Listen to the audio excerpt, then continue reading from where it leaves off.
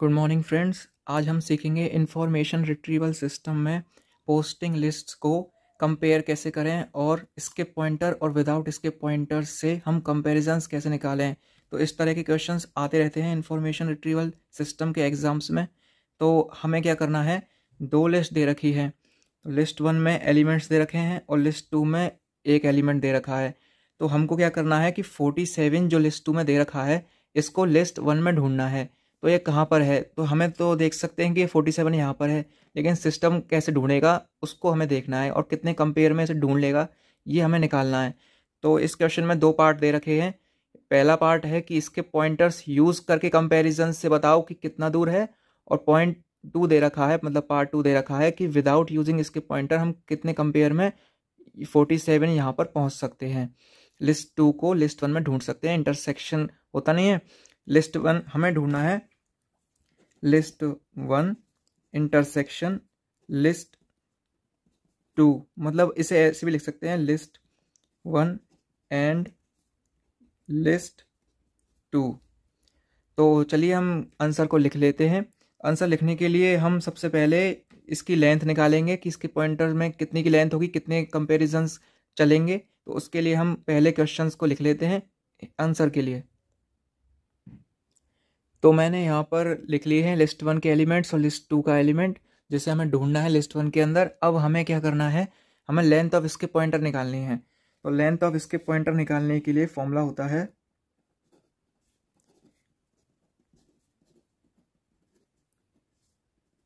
Under root of L.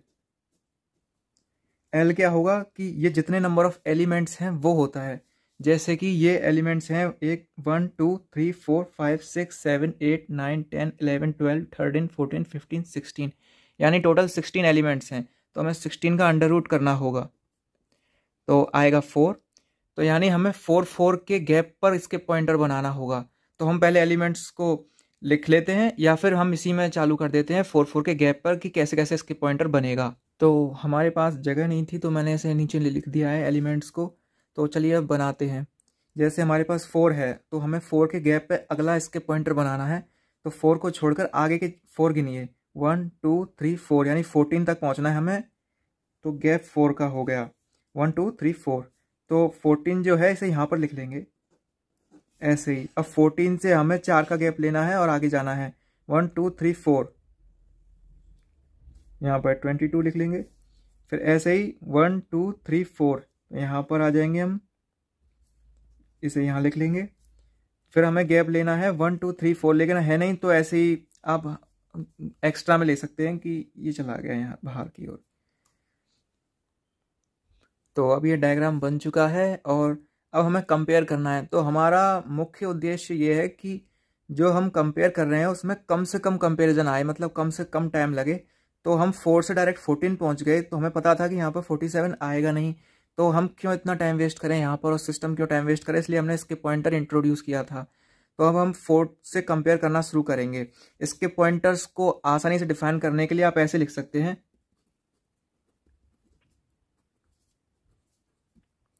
SP use करके लिख सकते हैं आप, जिससे आपको याद रहेगा कि हाँ इसके पॉइंटर यूज़ किया है। अब सबसे पहले कंपेयर करना शुरू करते हैं। 4 कॉमा हमें क्या ढूंढना है, 47। तो 47 को राइट हैंड साइड में लिखिए और जो लिस्ट 1 का एलिमेंट है उसे लेफ्ट हैंड साइड में लिखिए। तो 4 कॉमा लिस्ट 2 का एलिमेंट 47। तो क्या ये है, मतलब 4 47 के इक्वल है? नहीं है। तो इसका मतलब हमें आगे बढ़ना होगा। तो आगे बढ़ने के लिए इसके पॉइंटर मारिए। इसके पॉइंटर के लिए हमने SP रखा था। अब इसके बाद आ जाइए 14 पर, इसके से यहाँ डायरेक्ट 14 आ गया ना, तो 14 पे आइए। 14 कॉमा कंपेयर करिए 47 से। क्या 14 47 के इक्वल है? नहीं है। तो इसका मतलब इसके पॉइंटर फिर से आएगा। इसके बाद 14 से इसके पॉइंटर जा रहा है 22 पर, तो 22 आ जाएगा यहाँ पर। 22 कॉमा 47 कंपेयर कीजिए। क्या 22 47 के इक्वल है? नहीं है। तो इसका मतलब हमें फिर से आगे जाना पड़ेगा। इसके बाद हम आ गए 22 से 120 पर, तो 120 कॉमा 47, क्या 120 47 के इक्वल है? नहीं, 120 तो 47 से ज़्यादा बड़ा है।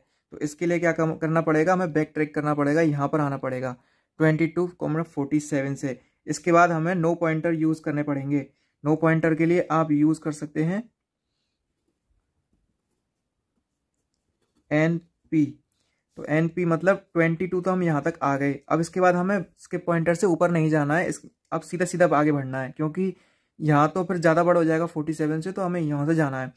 तो इसके लिए हम लिख लेंगे अब 32,47, क्योंकि 22 के बाद 32 आ रहा है ना।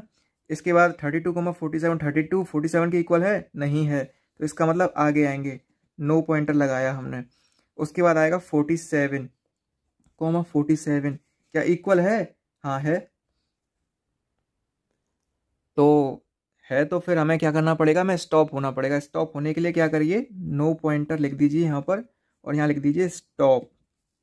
ठीक है, अब गिन लेते हैं इसे। यहाँ से तो हमने लिया नहीं था, तो हम यहाँ से स्किप कर गए, यहाँ से यहाँ आ गए डायरेक्ट। तो हम टोटल कंपैरिजन गिन लेते हैं, 1 2 3 4 5 6, मतलब 1 2 3 4, मतलब एक बार तो हम आगे गए थे ना ढूंढने के लिए कि यहाँ पर हम कंपेयर करने गए थे ना, लेकिन वो था नहीं, वो अलग बात है, लेकिन गए तो थे ना कंपेयर करने के लिए।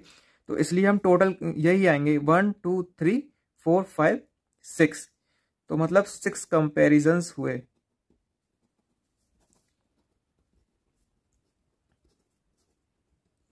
इसके पॉइंटर्स यूज करके।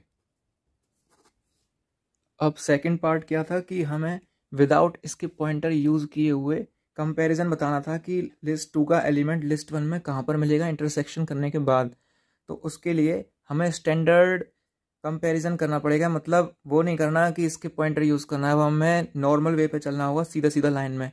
इसमें टाइम थोड़ा ज़्यादा लगता है क्योंकि कंपैरिजन ज़्यादा आते हैं और सिस्टम थोड़ा धीरे काम करता है। तो उसके लिए हमें क्या करना पड़ेगा, सबसे पहले नो पॉइंटर तो यूज़ होगा ही होगा इसमें, तो नो पॉइंटर के लिए हम एनपी लिख देते हैं।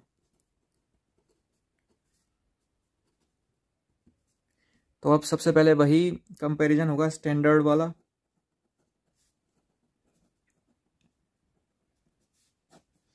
इसमें इसके पॉइंटर्स की तरह वो नहीं करना कि 4 से फिर 14 के गैप आ जाएगा, 4 के गैप के बाद फिर 14 से 4 का गैप पे आएगा 22 पे, नहीं, इसमें सिर्फ डायरेक्ट है। तो इसमें क्या लिखना है, LHS में लिस्ट 1 का एलिमेंट और RHS में लिस्ट 2 का एलिमेंट 4,47, क्या ये इक्वल हैं दोनों, या क्या 447 के इक्वल है? नहीं, तो नो पॉइंटर आएगा। इसके बाद 6,47 क्या इक्वल है? नहीं है। 10,47 no. 12,47 no. 14,47 no. 16,47 no. 18,47 no. 20,47 नहीं है, और फिर 22,47 नहीं है, और फिर 32,47 नहीं है। तो उसके बाद आएगा 47,47, क्या ये इक्वल है? हाँ, तो नो पॉइंटर करके आप कर सकते हैं स्टॉप। ठीक है, अब आपको कंपेरिजन्स गिनने हैं टोटल की, कंपेयर कितने हुए हैं। तो इसके लिए सबसे पहला 1 2 3 4 5 6 7 8 9 10 11, तो टोटल 11 कंपेरिजन्स हो रहे हैं। तो स्टैंडर्ड कंपैरिजन के थ्रू हमें मिलेंगे 11 comparisons.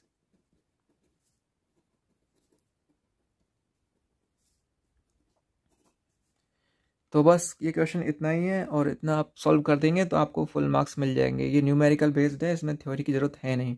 Thank you for today.